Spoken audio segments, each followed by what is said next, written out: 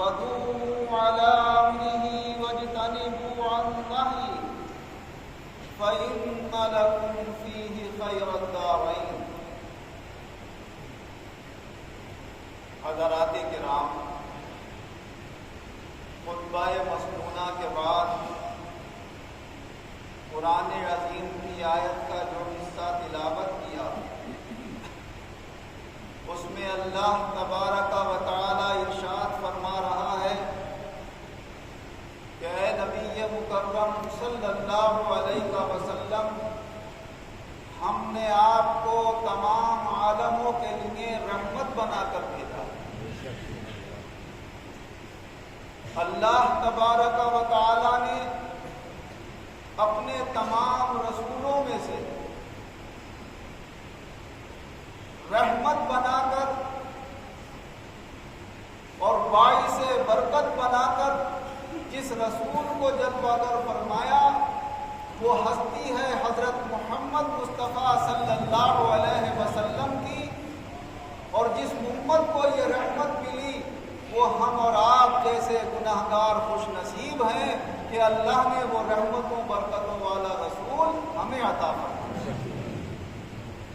اور ایسی رحمتیں اور برکتیں کہ کائنات کی کوئی شے آپ کی رحمت سے محروم نہیں ہے۔ جہاں تک اللہ رب العالمین کی ربوبیت ہے وہاں تک رسول اکرم صلی اللہ علیہ وسلم کی رحمت ہے، کیونکہ اللہ تبارک و تعالی نے اپنے رب ہونے کے لیے بھی فرمایا الحمدللہ رب العالمین، تمام تعریفیں اس اللہ کے لیے ہیں جو سارے عالموں کا رب ہے، اور اپنے رسول کو فرمایا کہ آپ سارے عالموں کی رحمت ہیں۔ ایسی رحمت حضرت ابو ہریرہ رضی اللہ عنہ سے روایت ہے کہ غزوہ تبوک کے موقع پر حضور نبی اکرم صلی اللہ علیہ وسلم کے ساتھ جو صحابہ کرام تھے ان کے پاس کھانے پینے کا سامان ختم ہو گیا، تھوڑا سا کسی کے پاس رہ گیا، لیکن زیادہ تر لوگ خالی ہاتھ ہو گئے، جو کچھ کھانے پینے کے لیے رہ گئے تھے وہ ختم ہو گیا۔ بھوک کی تیزی محسوس ہوئی، حضور صلی اللہ علیہ وسلم کی خدمت میں صحابہ کرام حاضر ہوئے اور عرض کرنے لگے یا رسول اللہ، یہ سواری کے اونٹ ذبح کرنے کی اجازت دے دیجئے، کھانے کے لیے کچھ نہیں ہے، کم سے کم ہمیں ان کا گوشت کھانے کو مل جائے گا۔ حضور صلی اللہ علیہ وسلم نے اجازت دے دی۔ حضرت عمر رضی اللہ عنہ کو جب یہ خبر ہوئی تو حضور صلی اللہ علیہ وسلم کی خدمت میں حاضر ہوئے اور عرض کرنے لگے یا رسول اللہ، اتنا لمبا سفر، مدینے سے ایک مہینے کی مسافت کا فاصلہ تھا، یہاں سے واپس کیسے جائیں گے؟ جب ہم اپنی سواریوں کے اونٹ کاٹ کر کھا جائیں گے تو اپنے گھروں تک کیسے پہنچیں گے؟ پھر کیا ہو؟ تو حضرت عمر رضی اللہ عنہ عرض کرنے لگے یا رسول اللہ، اللہ نے آپ کو تو رحمت اور برکت بنا کر بھیجا ہے، تو یہ موقع ہے اپنی رحمت والی شان ظاہر فرمائیے، لوگوں کے پاس جو کچھ بھی تھوڑا تھوڑا کھانے کا سامان بچ گیا ہے اسے ایک جگہ جمع کر کے برکت کی دعا کر دیجئے، سب کے لیے کافی ہو جائے۔ حضرت عمر جانتے تھے، یہ یقین رکھتے تھے کہ اللہ نے اپنے کلام میں فرمایا ہے کہ ہم نے انہیں رحمت بنا کر بھیجا ہے۔ ہمارا جیسا ایمان نہیں تھا کہ ہم تو مادی چیزوں کو سب کچھ سمجھ رہے ہیں، یہ اسباب اختیار کریں گے تو یہ کام ہو جائے گا، وہ سبب اختیار کریں گے تو وہ کام ہو جائے گا۔ کام اسباب سے ہوتا ہے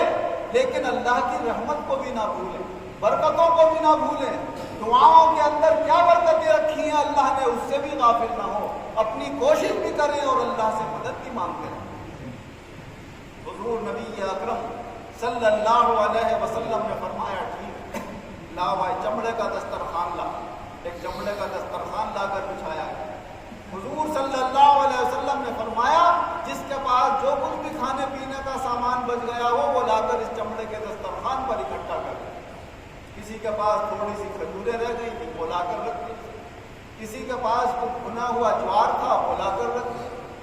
کسی کے پاس روٹی کے ٹکڑے بچے ہوئے تھے وہ لا کر رکھ دیا۔ بہرحال جس کے پاس جو کچھ بھی تھوڑا تھوڑا سامان بچا ہوا تھا وہ حضور صلی اللہ علیہ وسلم نے اس چمڑے کے دسترخوان پر جمع فرمایا اور پھر اس کے اوپر برکت کی دعا پڑھی، اور برکت کی دعا پڑھنے کے بعد پھر فرمایا سب لوگ اپنے اپنے برتنوں میں بھر لو۔ سب نے اپنے اپنے برتن بھر لیے اور دسترخوان پر پھر بھی کھانا موجود تھا۔ فرمایا جو رہ گیا بیٹھ کر اسے کھا لو۔ کھاتے کھاتے لوگ تھک گئے اور ختم نہیں ہوتا تھا۔ آخر میں حضور صلی اللہ علیہ وسلم نے بھی تناول فرمایا اور جو بچ گیا پھر وہ سنبھال کر رکھ لیا۔ جب یہ شان صحابہ اکرام کے سامنے اللہ نے اپنے رسول کی ظاہر فرمائی تو آپ نے پھر لوگوں کے ایمان کو تازہ کرنے کے لیے فرمایا میں گواہی دیتا ہوں کہ اللہ کے سوا کوئی عبادت کے لائق نہیں، اور میں گواہی دیتا ہوں کہ میں اللہ کا سچا رسول ہوں۔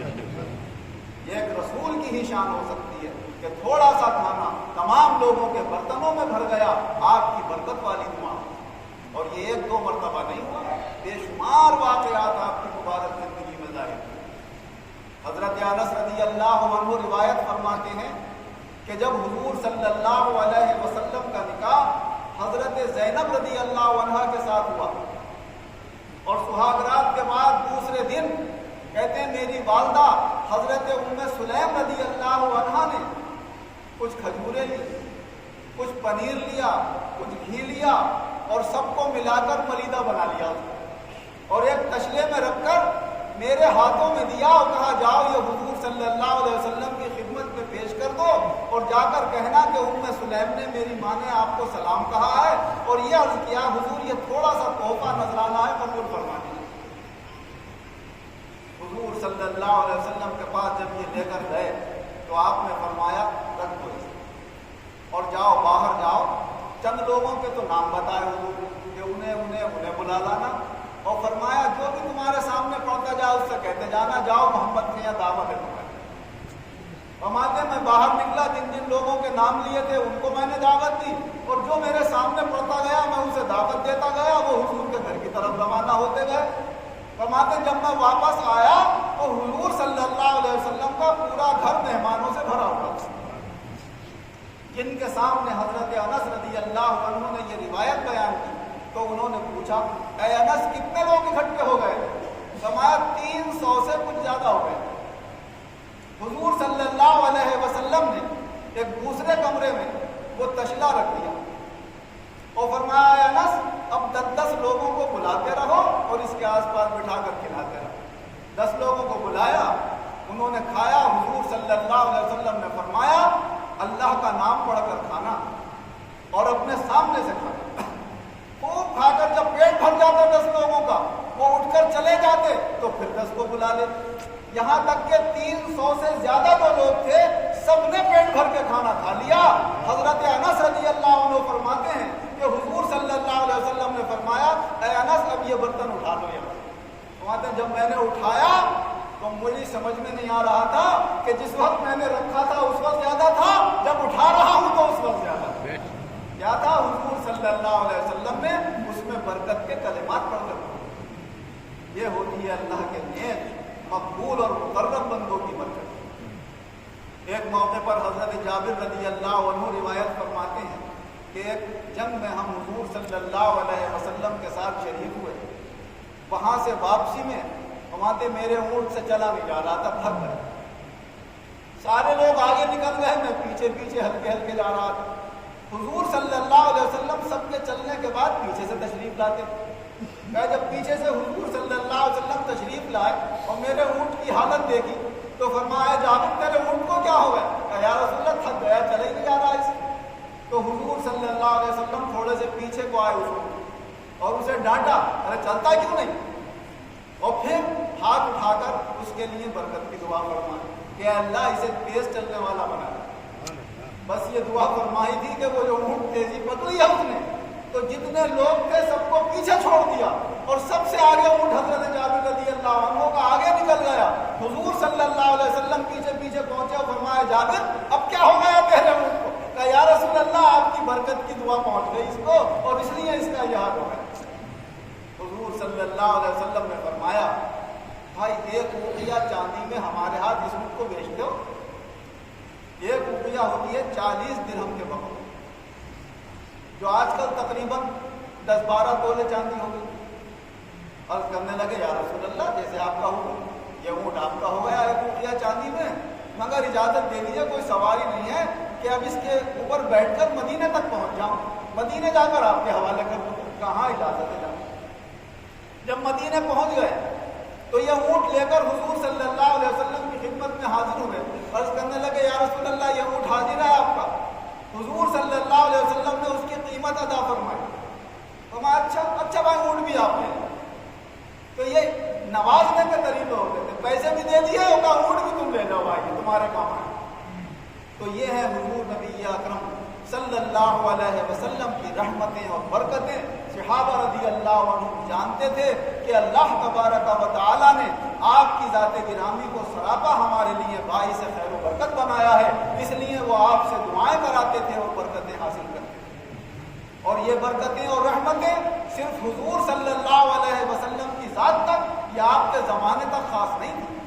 اب قیامت تک کوئی نبی آنے والا نہیں ہے، لیکن حضور کا فیض حاصل کرنے والے جو سلسلہ بسلسلہ قیامت تک اللہ کے ولی آتے رہیں گے، اللہ تعالیٰ حضور کی برکت سے ان کے اندر بھی وہ خیر و برکت پیدا فرمائے گا۔ جو لوگ اللہ کو کسی نیک بندہ سمجھ کر آج بھی ان سے اپنے کھانوں پر، شادی اور بیاہ وغیرہ کے موقع پر برکت کی دعائیں کرا لیتے ہیں، لوگوں سے پوچھ لو ان کے کھانے میں کتنی خیر و برکت ہوتی ہے۔ مہمان بڑھ جاتے ہیں، دعوت دینے والا گھبرا جاتا ہے کہ اب کیا ہوگا، لیکن جب نتیجہ دیکھتا ہے تو کہتا ہے اتنے پتیلے ساگن بھی بچ گیا، اتنی روٹی بھی بچ گئی، مہمان تھے کہ دعوت سے زیادہ آ گئے، ہمارے یار دوست جن کو ہم نے بلایا بھی نہیں تھا وہ بھی لوگوں کو 2-3 کو ساتھ لے کر آ گئے، لیکن اللہ نے اس میں خیر و برکت پیدا فرمائی۔ آج ہم اسی خیر و برکت کی دعاؤں کو اپنے لیے باعث فخر نہیں سمجھ رہے۔ کچھ لوگ تو یہ کہتے ہیں کہ اولیاء اللہ سے عقیدت و محبت کیسے، بس اللہ کی عبادت کرے جاؤ یہی کافی ہے۔ اللہ کی عبادت حق ہے، نماز فرض ہے، روزہ فرض ہے، زکوٰۃ اور حج فرض ہے، لیکن ہمیں اپنی عقل سے کوئی بات نہیں کہنا ہے۔